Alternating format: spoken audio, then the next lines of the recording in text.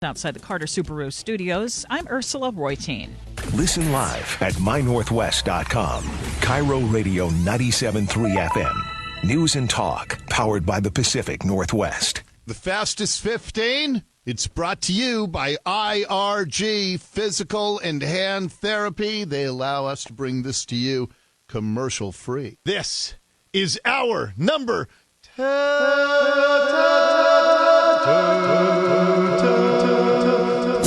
It's time for the fastest 15 minutes in the news. This is Dori's Fastest 15. It is a world of news in a tidy little 15-minute package just for you.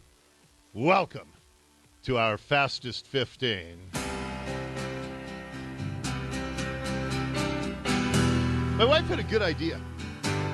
She thought I should use this as the walkout song the next time I do a live show, because especially the first line matches so well with What Are the Odds? You always won every time you placed a bet. Although that is decidedly not true boy. for me. Not always won. You do pretty well, though. I keep it manageable. Let me put it that way. So it was my wife's birthday on Tuesday, and she's a huge Bob Seger fan. She wore out her Bob Seger Greatest Hits CD, driving our daughter to and from Pullman when she would make those trips by herself. And, I get it. Yeah. So he came in February, and I didn't get tickets, and I could tell she wished we had gone. Well, it got snowed out, and it's his final tour ever.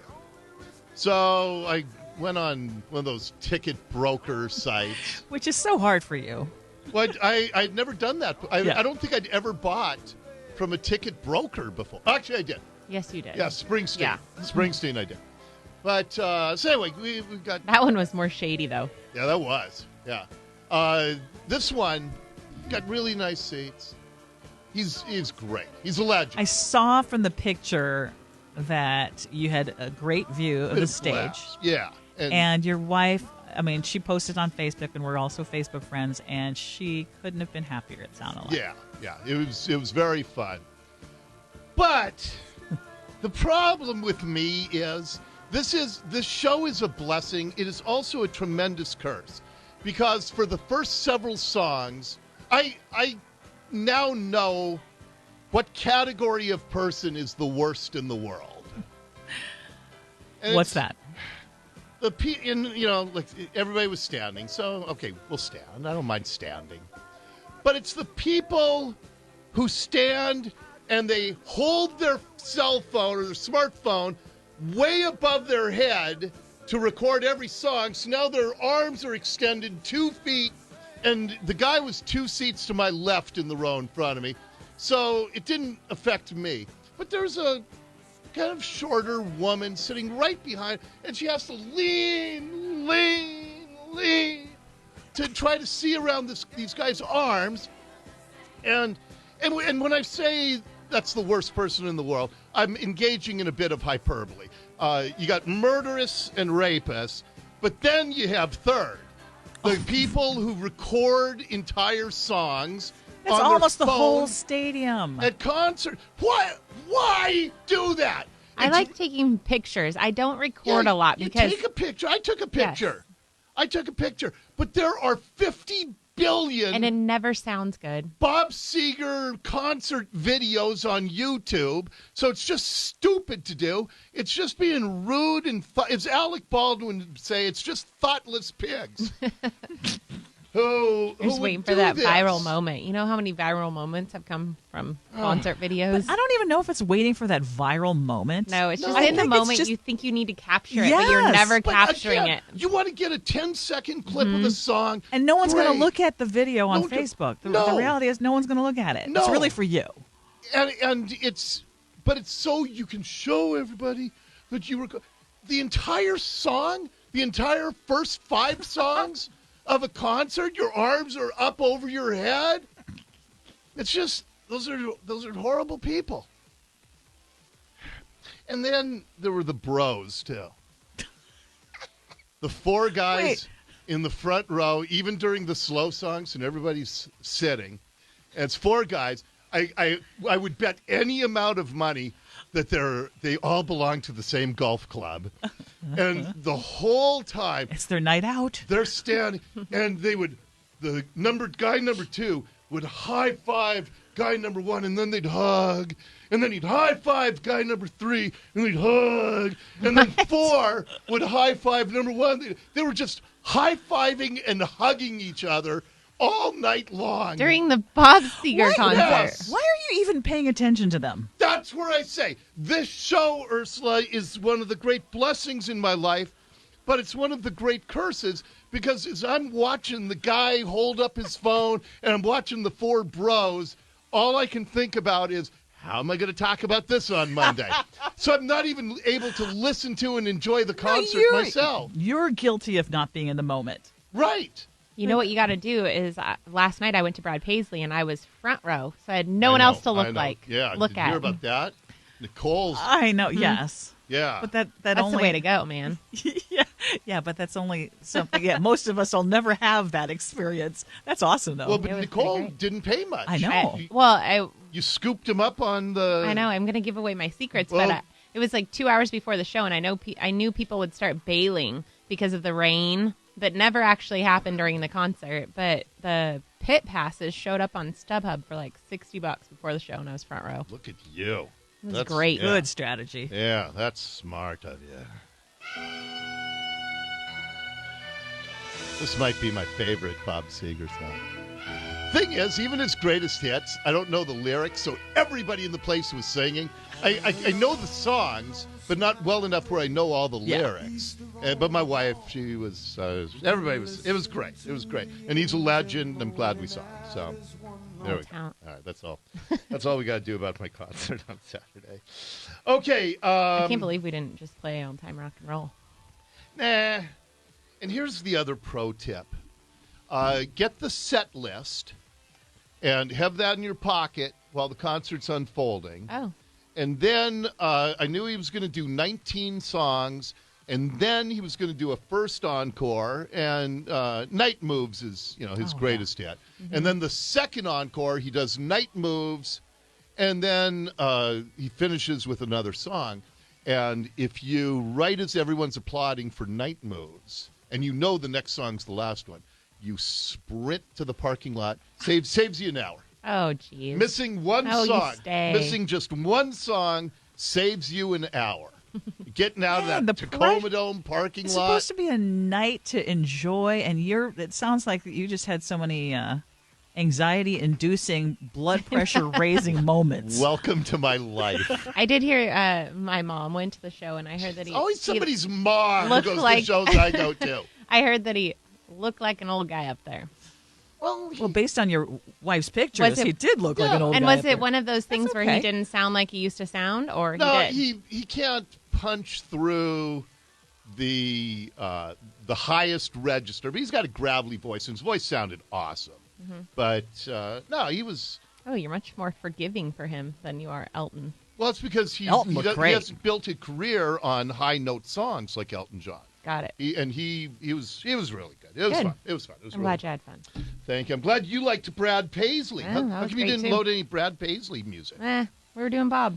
Okay. All right. Next up in the Fastest 15, our newest and latest super toilet has arrived in Seattle.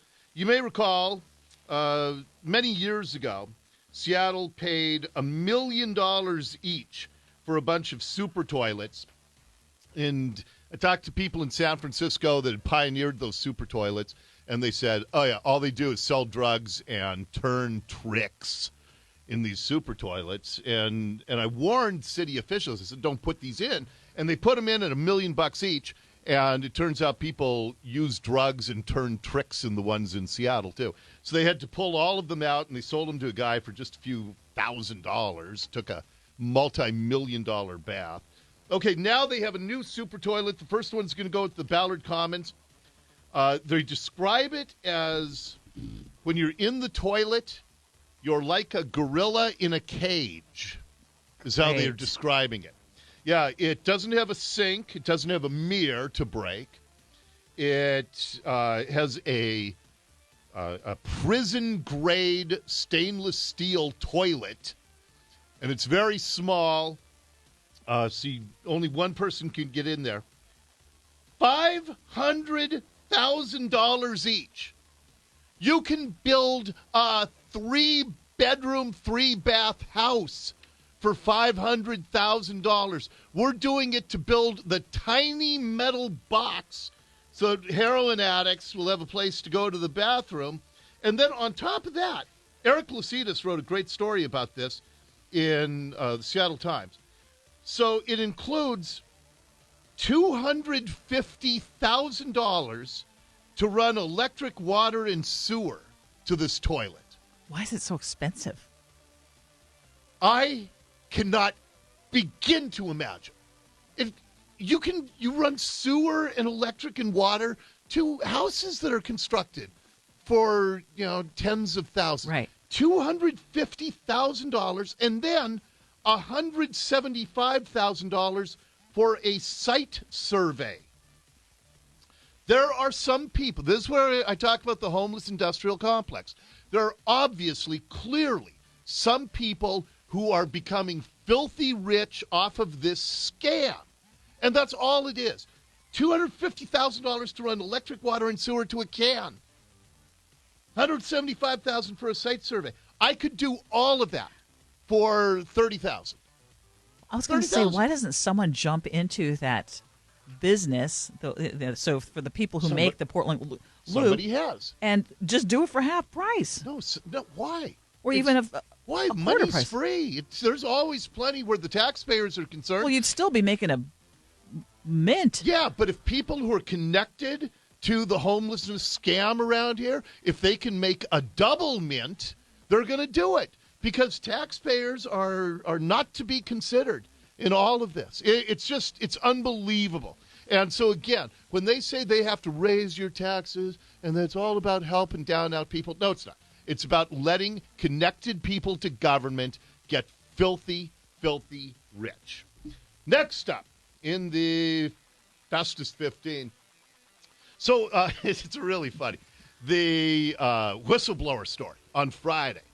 That somebody in our intelligence agency heard Trump talking to the Ukrainian foreign minister about investigating Biden's kid. And again, all we heard for hour upon hour on CNN, MSNBC, impeachment, impeachment, impeachment.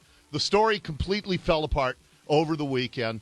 The whistleblower didn't actually hear the call. He's now a secondhand source.